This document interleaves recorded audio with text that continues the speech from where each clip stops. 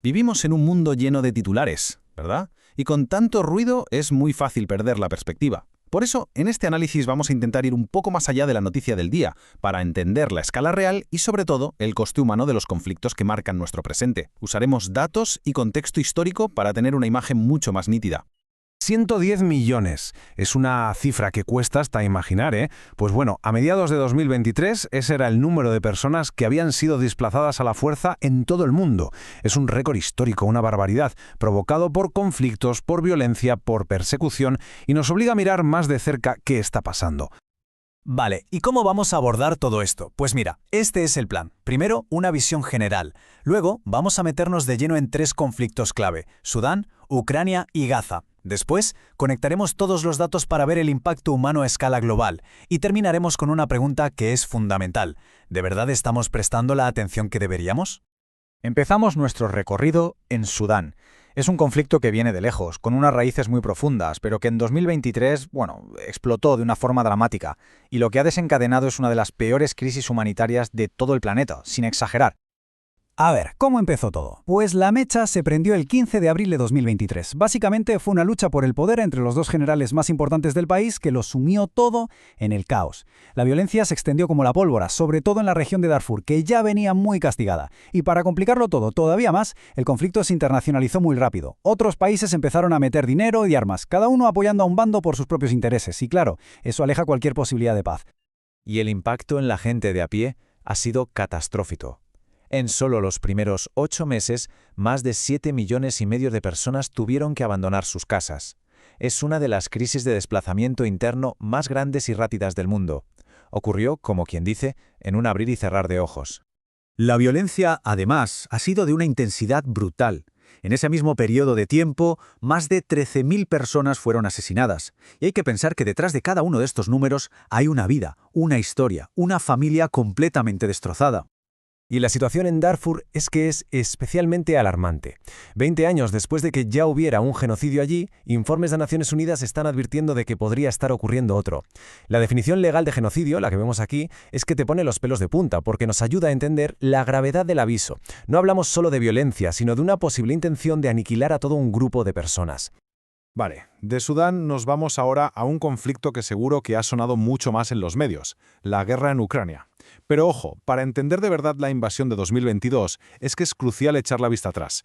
Es que esto no empezó de la nada en 2022, ni mucho menos. Las raíces se hunden en 2014, con todo el tema del Euromaidán, el cambio de gobierno en Kiev, y a partir de ahí todo se aceleró. La anexión de Crimea por parte de Rusia y el inicio de la guerra en el Donbass. O sea, lo que vemos es que la invasión a gran escala fue en realidad la culminación de un conflicto que llevaba ya 8 años latente.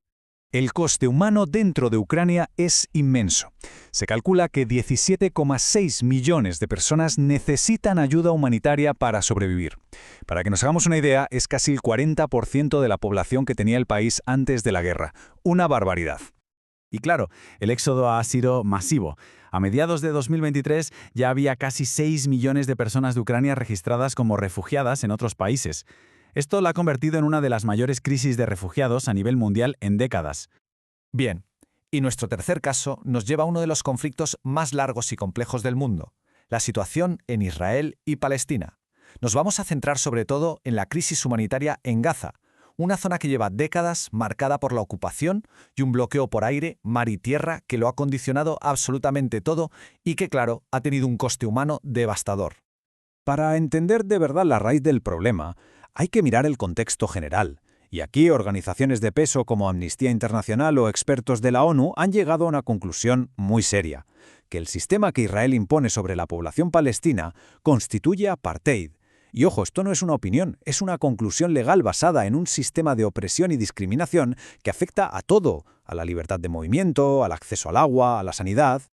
La escalada de violencia a finales de 2023 tuvo un impacto, absolutamente desproporcionado sobre la población civil en Gaza.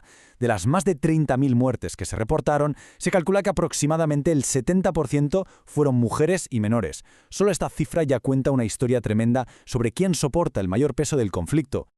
Vale, ahora vamos a hacer una cosa. Vamos a dar un paso atrás. Ya hemos visto estos tres conflictos en detalle, y ahora vamos a ampliar el foco para comparar los datos y ver si hay patrones comunes, temas que se repiten en todas las crisis humanitarias del mundo. A ver, ¿nos acordamos de la primera cifra, esos 110 millones de personas desplazadas? Pues vamos a ver quiénes son exactamente. La gran mayoría, 62 millones y medio, son desplazados internos. ¿Qué quiere decir esto? Pues que han tenido que huir de sus casas, sí, pero siguen dentro de su propio país. Luego ya vienen los refugiados, que son los que cruzan una frontera internacional, y los solicitantes de asilo. Entender esta diferencia es súper importante para pillar la dimensión real del problema. Y esta tabla nos ayuda a poner todo en perspectiva, a comparar la magnitud de cada crisis.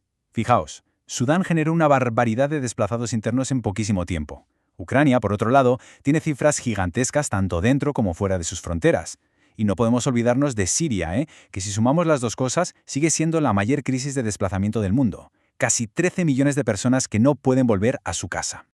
Pero es que no solo se trata de huir, hay otra consecuencia terrible, y que a menudo pasa desapercibida: el hambre. Sobre todo el que afecta a los más pequeños. Los conflictos están disparando los casos de lo que se conoce como emaciación, que es la malnutrición aguda grave. Y como dice UNICEF, la mayoría ni ha oído hablar de esto, y sin embargo, es una de las principales causas de muertes infantiles que se podrían evitar. Una emergencia silenciosa, vamos.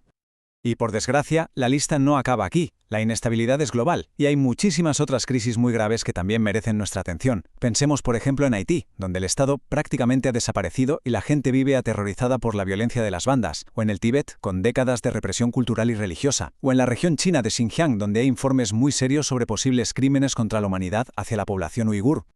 Y todo esto, claro, nos lleva a la pregunta final, y quizá la más complicada de todas. Con tantísimas crisis gravísimas pasando a la vez, ¿por qué algunas acaparan todos los titulares y otras, como la de Sudán, apenas existen para el resto del mundo? Pues, a ver, hay un concepto de la psicología que nos puede dar una pista. Se llama anestesia psíquica. Básicamente, es esa tendencia que tenemos a desconectar, a sentirnos indiferentes cuando las cifras de una tragedia son demasiado grandes, demasiado bestias para poder procesarlas. Y la paradoja es terrible. Cuantas más víctimas hay, menos empatía sentimos.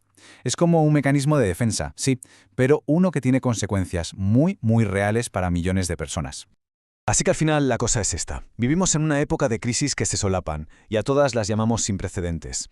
Y ante esta avalancha de información, de sufrimiento, la pregunta que se queda flotando en el aire ya no es solo qué está pasando en el mundo. La pregunta es cómo decidimos, como individuos y como sociedad, a qué le prestamos nuestra atención. Porque esa atención, o la falta de ella, puede cambiarlo todo.